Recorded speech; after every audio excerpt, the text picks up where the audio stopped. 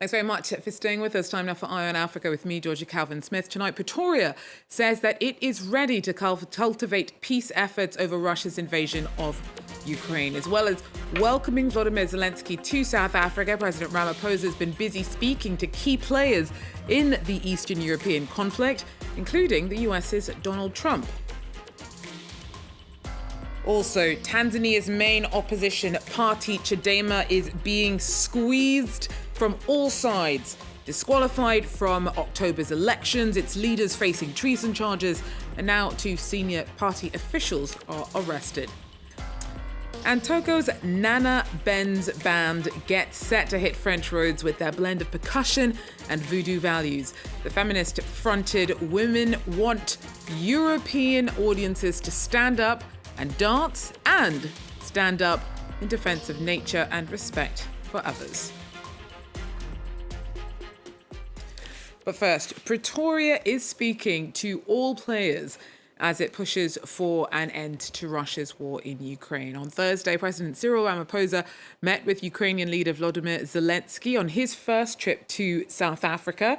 Just hours earlier, Ramaphosa had spoken to US President Donald Trump about finding a way out of 3 years of war. Pretoria has also managed to keep strong ties with the Kremlin, and Ramaphosa and his Russian counterpart Vladimir Putin spoke earlier this week about finding a peaceful resolution to the Eastern European crisis. Now, Zelensky had to cut his trip to South Africa short and rush back home on Thursday after the Ukrainian capital was hit overnight by its deadliest Russian strike in months. Zelensky believes South Africa's support could help force Russia to follow through with an unconditional ceasefire. And Wenzel joins us now with more. She's in Cape Town. And so, first of all, just set it all out for us. Why is South Africa in the middle of this fractured peace process for a conflict that's happening in Eastern Europe? So I think that Zelensky will be very, very unhappy that he had to cut his tour as short as he had to. He spent basically 24 hours arriving on Wednesday and leaving on Thursday. And the crux of the matter is that South Africa is seen very much as, and President Cyril Ramaphosa as seen as playing a mediator's role, especially with Ramaphosa having spoken to Putin earlier this week, but also the BRICS relationship.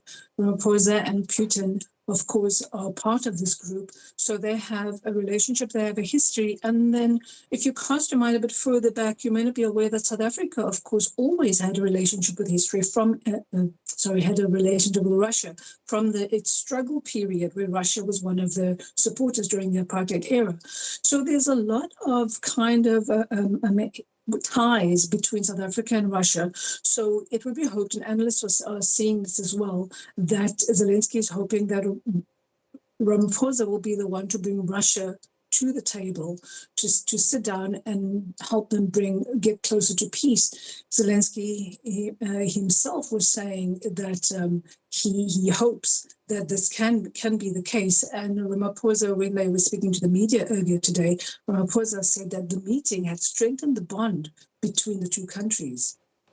So he was also very clear about being pretty active in trying to play peacemaker between all the parties. Before we move on, Anne, we'll just take a moment to hear exactly what President Cyril Ramaphosa had to say.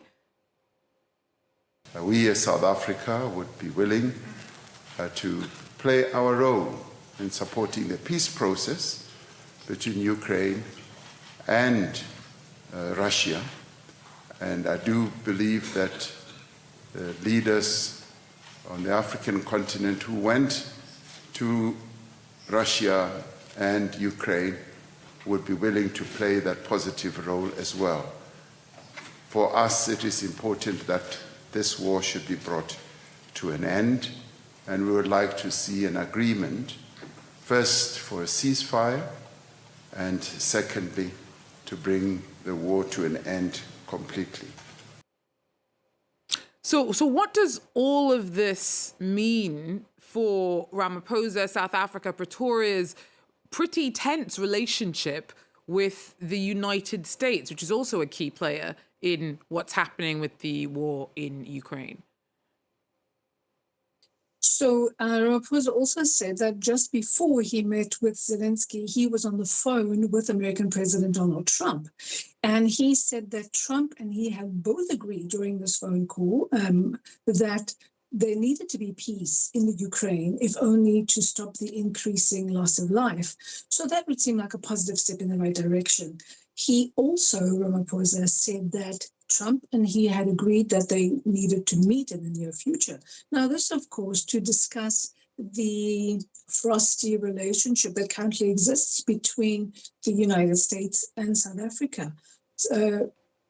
Donald Trump has been very busy since coming into office with kind of alienating, in a sense, South Africa. It started right at the beginning of the year when he posted on social media about white farmers, saying that the South African government was treating them badly, was stealing their land, and also that they were being murdered in their droves, and basically nothing was being done about it.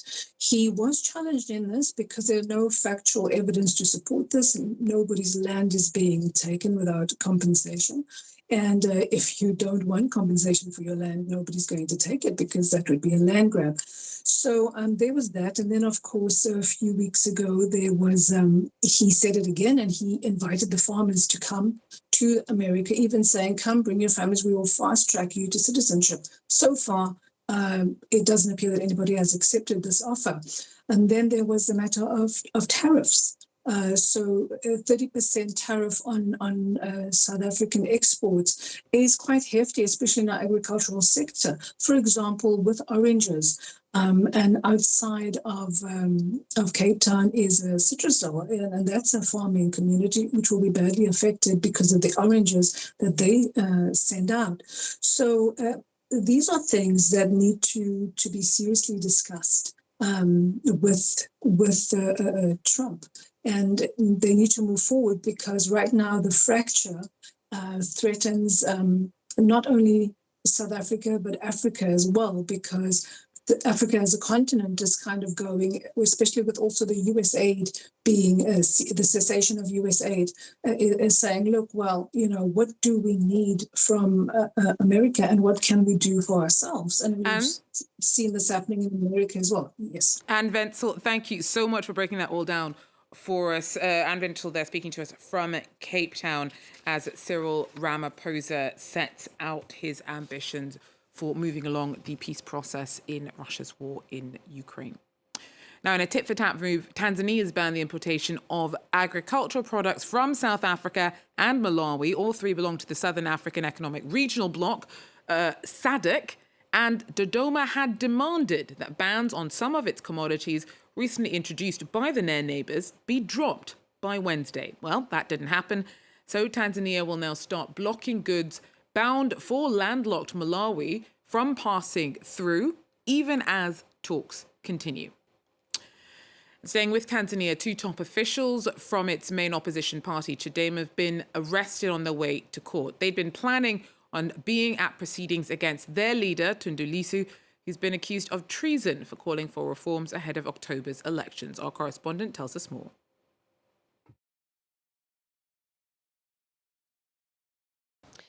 In Tanzania, the political space is shrinking ahead of October's elections, and the opposition is feeling it the most. On Thursday, Chadema leader Tundu Lissu was due to appear in court for a virtual hearing on treason charges. But he refused to take part, saying the process was unfair and lacked transparency. Now, he's been in detention since early April. He was arrested after holding a rally where he called for electoral reforms and now faces charges that carry the death penalty.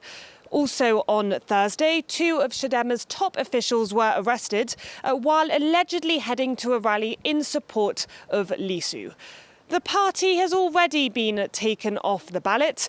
A few weeks ago, the Electoral Commission disqualified Chadema for refusing to sign a mandatory code of conduct. Lissu is no stranger to political risk. Back in 2017, his car was shot at 16 times in an assassination attempt.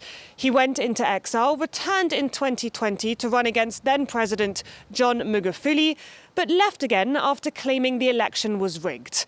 When Magufuli died in 2021, his vice president Samia Suluhu took over.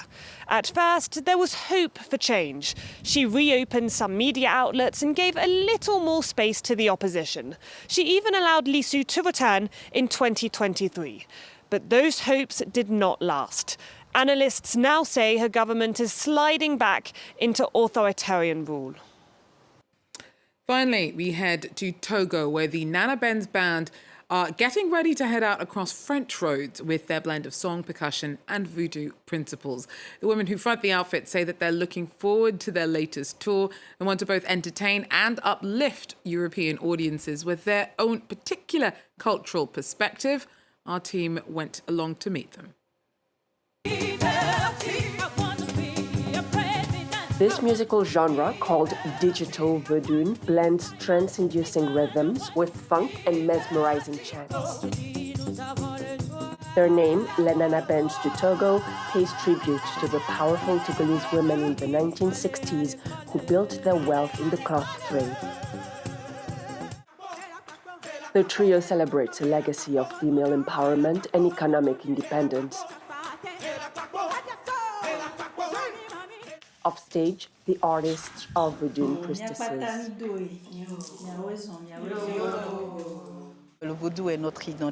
Voodoo is our identity. We are all voodoo practitioners because of our ancestors.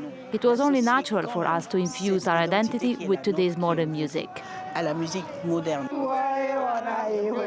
They blend sacred rituals and powerful songs to stand up for women's rights in patriarchal societies and advocate for the environment. Everything comes from voodoo. When we talk about the environment, we advocate for it to be respected and protected. That's a teaching from the voodoo convent. When we say protect women, of course, these are voodoo teachings that call for women to be protected and respected as well. So we bring all these to the stage. The group crafts their unique music using recycled materials, reflecting the voodoo belief that every object carries its own energy and history. We have the PVC pipes played by Kassandu, which serve as the bass, and Toto's grandfather's suitcase, which is used as the drum. The secret to understanding this music lies in its roots. This is exactly what I was looking for. I walked around here for hours. We bring the rubbish back to life.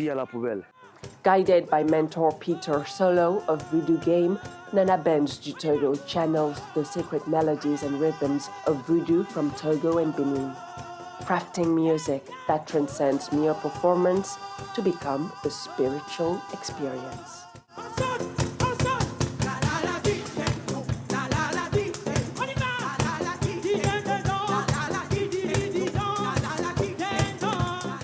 So cool. If they're coming, I am going. That, though, is all we have time for Eye on Africa. Thanks for joining us. Do so again. Take care.